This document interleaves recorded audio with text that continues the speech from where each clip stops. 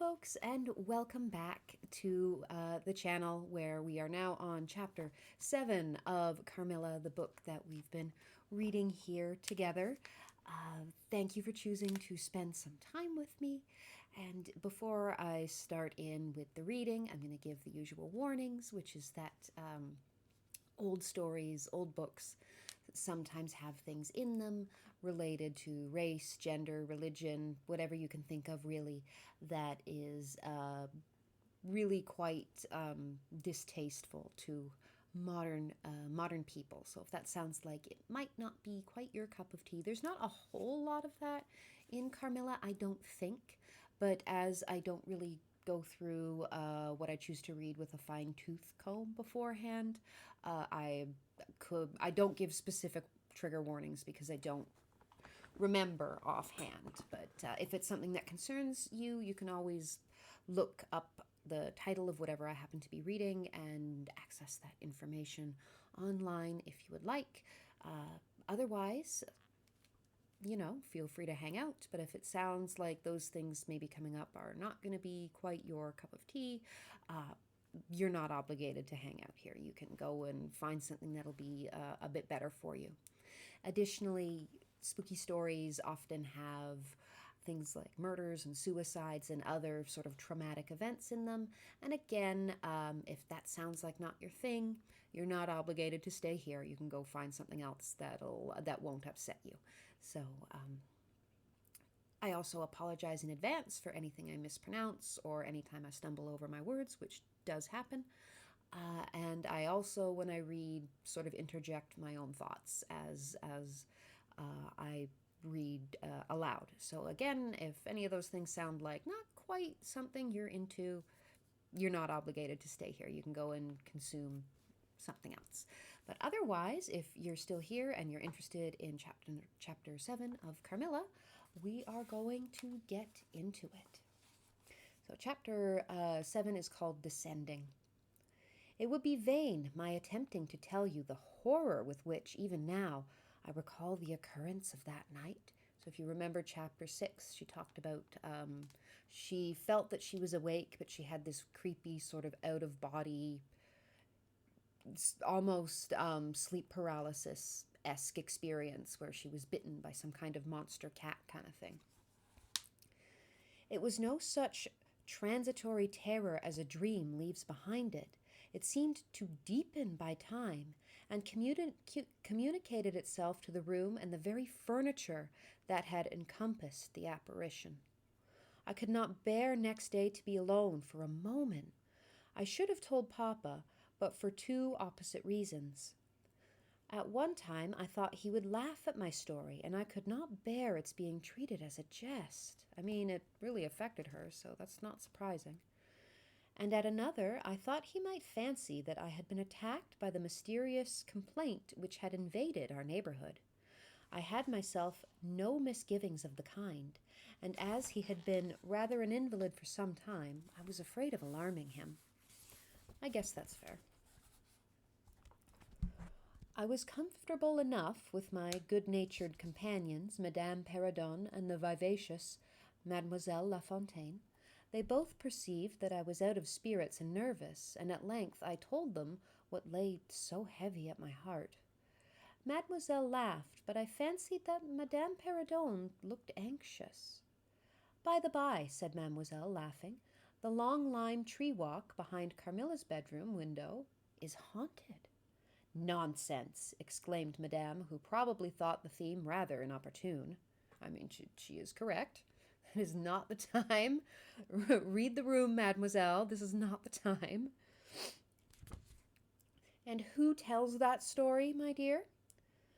"Martin says that he came up twice when the old yard gate was being repaired before sunrise, and twice saw the same female figure walking down the lime tree avenue." "So he well might, as long as there are cows to milk in the river fields," said Madame. I dare say, but Martin chooses to be frightened." Bah. Pardon me. Let me try that again. "I dare say, but Martin chooses to be frightened, and never did I see a fool more frightened." You must not say a word about it to Carmilla, because she can see down that walk from her room window, I interposed, and she is, if possible, a greater coward than I. Carmilla came down rather later than usual that day. I was so frightened last night, she said, so soon as we were together, and I am sure that I should have seen something dreadful if it had not been for that charm I bought from the poor little hunchback, whom I called such hard names. Yeah, you kind of were a dick to him. I had a dream of something black coming round my bed, and I awoke in a perfect horror, and I really thought for some seconds I saw a dark figure near the chimney-piece. But I felt under my pillow for my charm, and the moment my fingers touched it, the figure disappeared. And I felt quite certain that had I not had it by me, that something frightful would have made its appearance, and perhaps throttled me, as it did those poor people we heard of. So Carmilla is choosing to blame whatever weird thing is happening in the neighborhood, which, might actually be her. But yeah, she's very likely to be making this up. Well, listen to me, I began, and recounted my adventure, at the recital of which she appeared horrified. Yeah, fucking bet she did. And you had the charm near you? She asked earnestly. No, I had dropped it into a china vase in the drawing room, but I shall certainly take it with me tonight, as you have so much faith in it. At this distance of time, I cannot tell you, or even understand, how I overcame my horror so effectively as to lie alone in my room that night. I remember distinctly that I pinned the charm to my pillow. I fell asleep almost immediately and slept even more soundly than usual all night. Next night I passed as well. My sleep was delightfully deep and dreamless, but I was wakened with a sense of lassitude and melancholy, which, however, did not exceed a degree that was almost luxurious. Well, I told you so, said Carmilla when I described my quiet sleep. I had such delightful sleep myself last night. I pinned the charm to the breast of my nightdress. I was too far away. It was too far away the night before. I am quite sure it was all fancy, except the dreams. I used to think that evil spirits made dreams, but our doctor told me it was no such thing. Only a fever passing by, or some other malady, as they often do, he said. Knocks at the door, and not being able to get in, passes on, with that alarm. I mean, that's not the weirdest theory for night terrors that I've ever heard. And what do you think the charm is? Said I. It has been fumigated or immersed in some drug and is an antidote against the malaria, she answered. Then it acts only on the body? Certainly. You don't suppose that evil spirits are frightened by bits of ribbon or the perfumes of a druggist shop? No, these complaints, wandering in the air, begin by trying the nerves and so infect the brain. But before they can seize upon you, the antidote repels them.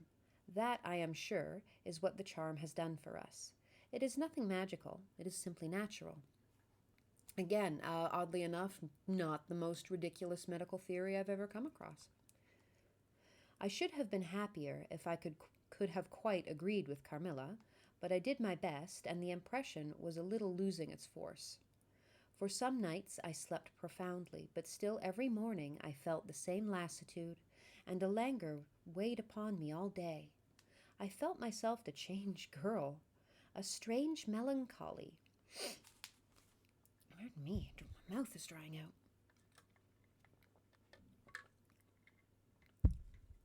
A strange melancholy was stealing over me, a melancholy that I would not have interrupted. Dim thoughts of death began to open, and an idea that I was slowly sinking took gentle and somehow not unwelcome possession of me. If it was sad, the tone of mind which this induced was also sweet. I think I might be dying, but I'm not actually very upset about it. Whatever it might be, my soul acquiesced in it. I would not admit that I was ill. I would not consent to tell my papa or to have the doctor sent for. Carmilla became more devoted to me than ever. Gee, I wonder why. and her strange paroxysms of languid adorationly, pardon me, her strange paroxysms of languid adoration more frequent. She used to gloat on me with increasing ardor the more my strength and spirits waned. This always shocked me like a momentary glare of insanity. I mean, either she's happy because she's like an actual vampire and literally your lifeblood is making her stronger, or she's not a vampire, you're her really good friend, and you're obviously not feeling well, and she's trying to be extra nice. Without knowing it, I was now in a pretty advanced stage of the strangest illness under which mortal ever suffered. I don't know, man, there's some weird ones out there. There was an unaccountable fascination in its earlier symptoms that more than reconciled me to the anticipating effect of that stage of the malady. This fascination increased for a time until it reached a certain point, when gradually a sense of the horrible mingled itself with it, deepening, as you shall hear, until it discolored and perverted the whole state of my life. The first change I experienced was rather agreeable. It was very near the turning point from which began the descent of Avernus. Avernus, I don't know. It's obviously, pardon me, itchy nose. It's obviously some sort of classical reference that I don't know. Certain vague and strange sensations visited me in my sleep. The prevailing one was of that pleasant, peculiar cold thrill which we feel in bathing when we move against the current of a river. This was soon accompanied by dreams that seemed interminable, and were so vague that I could never recollect their scenery and persons, or any one connected portions of their action. But they left an awful impression and a sense of exhaustion, as if I had passed through a long period of great mental exertion and danger. After all these dreams, there remained on waking a remembrance of having been in a place very nearly dark, and of having spoken to people whom I could not see, and especially of one clear voice, of a female's, very deep, that spoke as if at a distance, slowly, and producing always the same sensation of indescribable solemnity and fear. Sometimes there came a sensation as if a hand was drawn softly along my cheek and neck. Sometimes it was as if warm lips pressed me, and longer and more lovingly as they reached my throat. But there the caress fixed itself. My heart beat faster. My breathing rose and fell rapidly and full drawn. A sobbing that rose into a sense of strangulations supervened and turned into a dreadful convulsion, in which my senses left me and I became unconscious. It was now 3 weeks since the commencement of this unaccountable state. My sufferings had, during the last week, told upon my appearance. I had grown pale. My eyes were dilated and darkened underneath, and the languor which I had long felt began to display itself in my countenance. My father asked me often whether I was ill, but, with an obstinacy which now seems to me quite unaccountable, I persisted in assuring him that I was quite well. In a sense, this was true. I had no pain. I could not complain of a bodily derangement. My complaint seemed to be one of the imagination or the nerves, and horrible as my sufferings were, I kept them with a morbid reserve very nearly to myself. It could not be that terrible complaint which the peasants called the upir, alternative old-timey word for vampire, for which I had now been suffering for 3 weeks, and they were seldom ill for much more than 3 days, when death put an end to their miseries. I guess maybe Carmilla actually likes you. Carmilla complained of dreams and feverish sensations, but by no means of so alarming a kind as mine. I mean, it's not a competition. I say that mine were extremely alarming. Had I been capable of comprehending my condition, I would have invoked aid and advice on my knees. The narcotic of an unsuspected influence was acting upon me, and my perceptions were benumbed. I am going to tell you now of a dream that led immediately to an odd discovery. One night, instead of the voice I was accustomed to hear in the dark, I heard one, sweet and tender, and at the same time terrible, which said, "Your mother warns you to beware of the assassin." At the same time, a light unexpectedly sprang up, and I saw Carmilla standing near the foot of my bed in her white nightdress, bathed from her chin to her feet in one great stain of blood. I wakened with a shriek, possessed with the one idea that Carmilla was being murdered. I remember springing from my bed, and my next recollection is that of standing on the lobby crying for help. Madame and Mademoiselle came scurrying out of their rooms in alarm. A lamp burned always on the lobby, and seeing me, they soon learned the cause of my terror. I insisted on our knocking at Carmilla's door. Our knocking went unanswered. It soon became a pounding and an uproar. We shrieked her name, but all was vain. We all grew frightened, for the door was locked. We hurried back in panic to my room.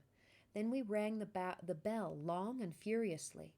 If my father's room had been at that side of the house, we would have called him at once to our aid. But alas, he was quite out of hearing, and to reach him involved an excursion for which none of us had courage. Servants, however, soon came running up the stairs. I had got on my dressing gown and slippers meanwhile, and my companions were already similarly furnished. Recognizing the voices of the servants on the lobby, we sallied out together, and having renewed as fruitlessly our summons at Carmilla's door, I ordered the men to force the lock. They did so, and we stood, holding our lights aloft in the doorway, and so stared into the room. We called her by name, but there was still no reply. We looked round the room. Everything was undisturbed. It was exactly in the state in which I had left it on bidding her good night. But Carmilla was gone. And that is the end of chapter 7 of Carmilla. So, pretty interesting there. The voice, beware of the assassin. I wonder whose spirit that would. I guess the girl's mother is dead, so I guess maybe you could say it was the ghost of her mother trying to warn her about Carmilla, about the assassin, which is kind of cool. It's sort of a classic trope in a lot of old horror and old sort of